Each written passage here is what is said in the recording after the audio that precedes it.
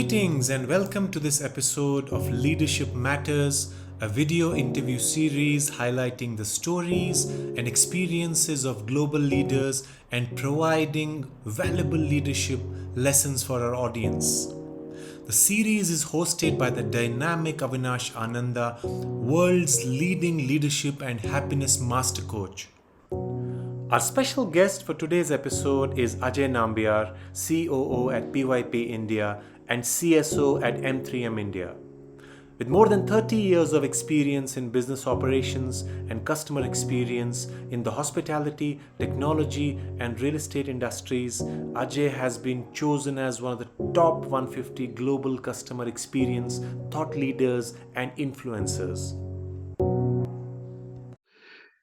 Hello, viewers. Ladies and gentlemen, welcome to this episode on life and leadership lessons from very, very interesting and distinguished individuals who are in conversation with me, Avinash Ananda. Today, we are lucky and blessed to have Ajay Nambiar with us. Ajay is a accomplished professional with over 28 years of experience in varied industries. In fact, Ajay, I'm so happy to have you over here. Thank you, Ajay, for being here. Your varied industries itself, Ajay, is something which is amazing. You've started with hospitality. You went on to information technology, and then now you're in real estate and in leadership positions throughout. What makes you so diverse, and what is common in all this diversity? Thanks, Avinash. Thanks for having me on this chat. I'm excited. I think it was never planned, the three industries. This was written in my kismat that this is what would have happened. And I was fortunate in hindsight that I could actually traverse three industries which are so unique yet linked. Common factor amongst all of them, there is a customer at the end, irrespective of which industry I worked in. I was fortunate. Sorry. Amazing. Okay. I love how you thread it all together. Absolutely. I mean, to me, there was a customer at the end, a customer who has to be served. I was fortunate to look at the tech side of it. When I started with hotels, I was fortunate to be at the takeoff point of moving from a manual hotel operating system to a computerized system. And I think that's where my love for technology was initiated. We, of course, I'll call it the dark ages when we didn't have mobile phones. Pagers were the go-to thing. Right. We were excited with a one-line, a graphic pager. To move to tech at the end, but I think I was blessed. A lot of things happened by the way, but I think it's important that one grabs the opportunity to learn something, to develop one's life skills. At the end of the day, it's not really about I've traversed three industries, but the experiences that I have had, and I've been fortunate to be able to share it with wonderful people that I have worked with and for. And the organizations that I've been with. Ajay, you have just conveyed so many things. Dear viewers, if you were to listen in carefully to what Ajay just said, he has spoken about finding a common thread. The common thread could be your values, it could be your mission. Where Ajay is concerned, the common thread was delivering high excellence customer experience. This is one very, very powerful lesson that we can learn from what Ajay just said. Second lesson that I got from what you said, Ajay, just now, is that you went with the flow. People say follow your passion, set a goal and only be rigid about that path. Sometimes in life, when things are changing so often, you have to go with the flow. You like Bruce Lee, be like water. That's great, Ajay. And the third thing you said, which was very interesting, and I'd like to ask you more about that, is the life skills that you developed along the way. So you focused more on developing yourself and things started happening. So what are some of these life skills that have been important for you in your leadership journey and even life journey? Let me take the first, and I think the most important. If you treat people well, it'll come back to you. My belief in my 32 years of professional career has been to be as fair as possible. I'm not saying I'm necessarily, I haven't been biased at times, but if people see your good intent And I think the key word is intent. If your intent is clean and pure, that it is from a purpose of you wanting to do good for the organization and the people who work with you, people will see that through. So, people talk about in the subcontinent, it is politics work, you need a jack. I don't think that works. I think pure uh, uh, desire to perform, working with people, collaboration, you can't do it alone. And I think the third, as my leadership skills developed, I mirror a lot. I think that's a key thing to do, is to look upon somebody who is a mentor to you. I've been fortunate in my career to have them, both the harsh and the good. So it's not just only the good ones, who only pump you up and say, wake up in the morning and you say, let's go. But the ones that really test and challenge you, I was very lucky to have them in my career, starting from when I started out in hotels, throughout my career. So I was blessed with great mentors because each one of them taught me something. And I think it is also the mindset and the approach. It's very easy to look at the negatives. I'm telling you, it is the simplest thing in life to look at the negatives. But at some point, one has to realize that if the negatives can energize you to do something good out of it, then it's a positive. But otherwise, I think it's a great thing to just shut out. And I have a habit of doing both. If it can charge me to get something done, like somebody challenges me and says, hey, you know what? You may be 32 years in service, but I think you're making mistakes. I love that. It helps me to say, okay, great. Thank you so much for the feedback. I'll work on it. But if it is something which gets personal, it's very easy for me. I just shut it out and move on. It's very important in a professional's career to identify what will help you grow and what may just be a drag on you. Absolutely Very important brilliant. Wow. from a working perspective. It's what's helped me.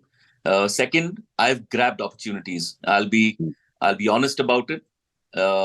Opportunities do not come often, but I think I was lucky that when they came, I was able to grab and do well. And I'll give an example.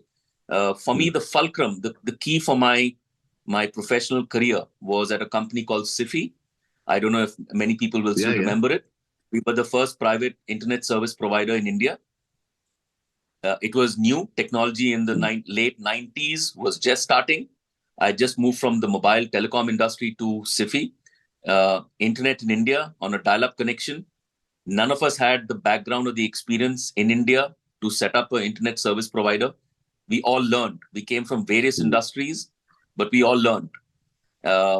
I didn't know what I was doing in a tech startup coming from hotels. That was my first experience.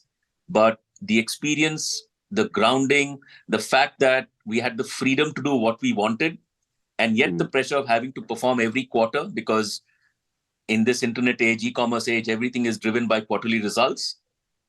It was amazing. An entire organization was trying to create something that never existed. I was very fortunate. If you ask me, that to me was the key that framed or, that's set up my career in the years ahead. But that to me was the key. And I think I learned tremendously to handle an operation which was pan-India, to set something up.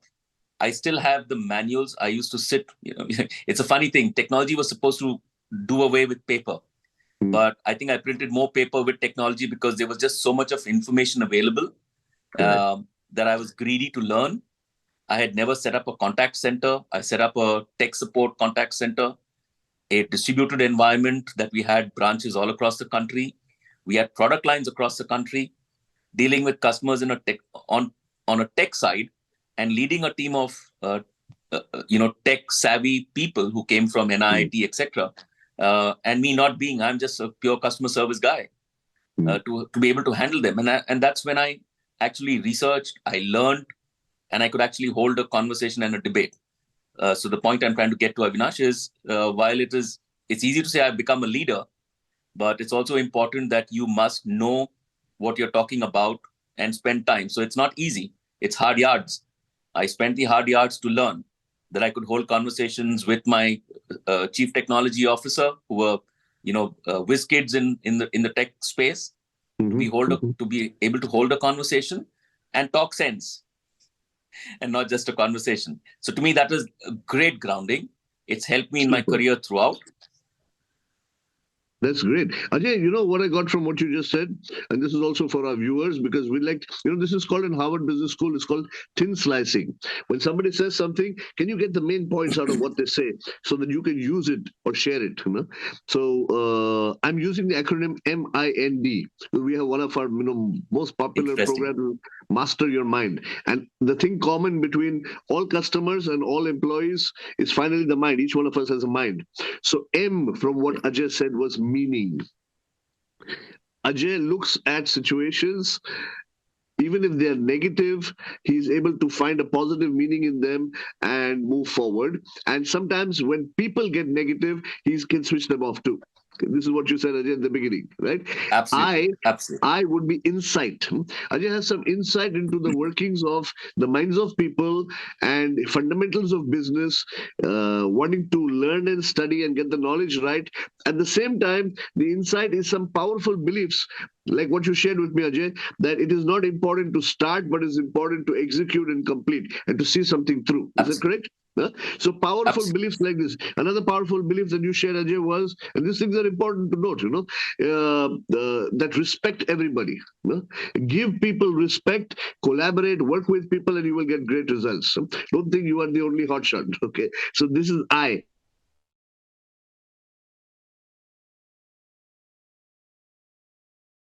Extremely sharp, putting things together super. I was just telling these guys, I said, why do you even need to have conversation? You put Ajay in front of somebody, he will talk for 15 minutes. So being grounded in what worked in the past need not work in the future. So you have to move forward and learn as you go along. And the D would be for decisions, Ajay, from what I understood from what you said just now. Uh, Decide to always be a learner. Yeah. Find a mentor and keep learning. And even if you have to uh, manage a team of people who are sharper and smarter than you in some particular area, you need to be solid with your fundamentals so you can have a conversation with them that makes sense to them too. This is the summary that I got, Ajay, from what you did right now. Very Brilliant. interesting. Very interesting. Yeah. I bang on. I couldn't have capsulized that any better than you, Avinash. I think that's absolutely true. I think I also, my teams that I've had the good fortune of working with, use one yardstick of Ajay Nambiar is that everything he says has to be driven by data, and that to me is fundamental, because without data, it just becomes a very nice global conversation. I don't believe in meetings or conversations without an outcome, and that's driven by data. So it's something that I learned. I was probably mentored to do that, and I'll give you an example. Again, at Sure. SIFI, I was moved. I moved from managing the service organization because I'd spent a considerable amount of time managing the service organization, as a development goal for me to handle the business side of it. So I moved to manage the portal, the development of content to drive SIFI. I launched India's first broadband portal, which had videos way back in 2003. We set up a studio. We started recording in studios. We had interviews, and I was enjoying myself because the belief from the management was we all are learning. We all are trying to build something. I had the freedom, and I must tell you, it's very important that I was fortunate to have the freedom. There are times when one would be constrained and not have the freedom, but we've also taught. So while I had the freedom to experiment, the constraint was we didn't have financial resources infinite for us to be able to do what we wanted. So that to me was a constraint. To be able to, and I think Indians are, the famous word jugaad that Indians are famous for. It comes very core to us that we are able to figure out at the lowest cost. So I learned how to be frugal. You can just say I want to spend billions and billions, but the frugality was, for example, that I had a team of 30 people managing 50,000 customers. And when we went up to 450,000, 500,000 customers, I still had the same size of team. So the learning to manage with the resources at hand as opposed to having the luxury. Today, I have the luxury, and I'm fortunate that that we can hire resources, and we're doing a lot of experiments, a lot of new things. You're in real I'm estate now, absolutely. right? You're in real estate now. I'm in real estate now. Delighted Yeah. to be able to to do things that we've never done. We've set up what I think is the world's, I think, the most exclusive lounge for our customers.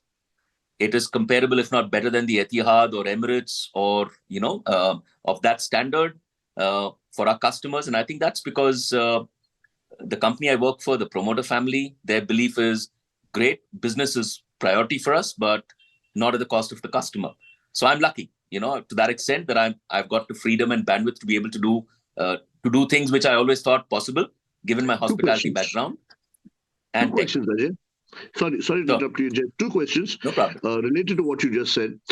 You say you're lucky. So somebody else listening may say, but I'm not so lucky. This is one thing. Sure. Second thing is this. So there is some element of your way of thinking that makes you feel you're lucky, because in what you have shared two different situations. One situation where you didn't have the resources, second situation where you had the resources, but in both cases you are saying you're lucky, and in both cases you're doing innovation. Something is not fitting. I'm talking in terms of, no, Thanks, I understand where you're coming from, but I'm talking about as a leadership lesson or life lesson for viewers, and especially those who are starting off early on. It'll be very interesting to know what is your thinking that makes you think that you're lucky.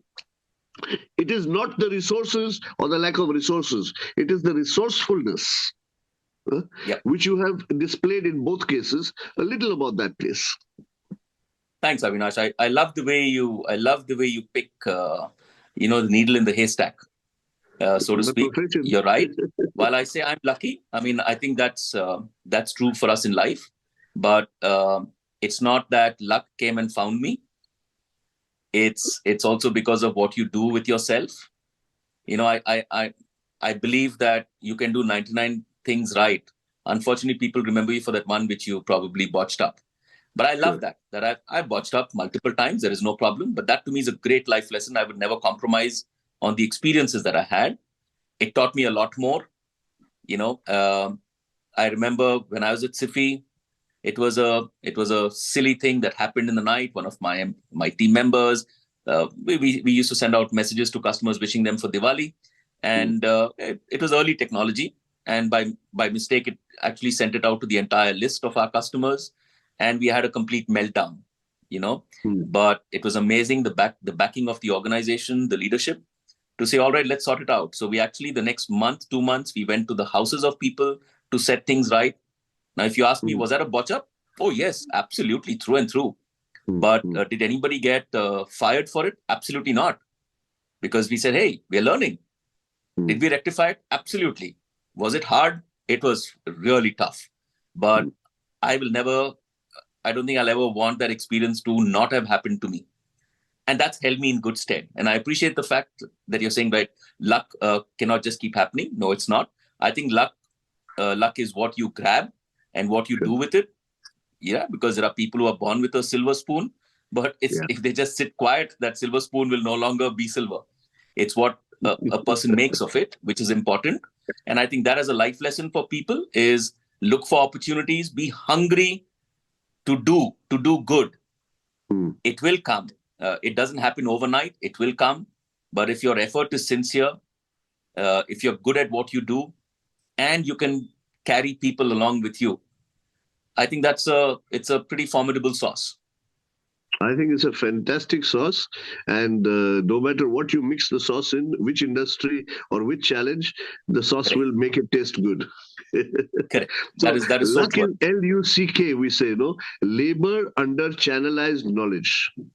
So as long as you're always looking for knowledge, you channelize the knowledge to the apt challenge that you have, and you do the hard work. There's no escape from that. Beautiful sauce. I love it. Okay. Thank you so much, Ajay. It was great spending time with you. The work that we do, that work that I've been doing for the past 30 years in engaging with leaders from all over the world who run businesses, mostly those who run businesses. We also have some celebrities and some sports coaches and things like that. You have, in fact, today endorsed and reinforced something that I've been seeing that's a common thread amongst leaders throughout. Wish you very, very exciting times ahead.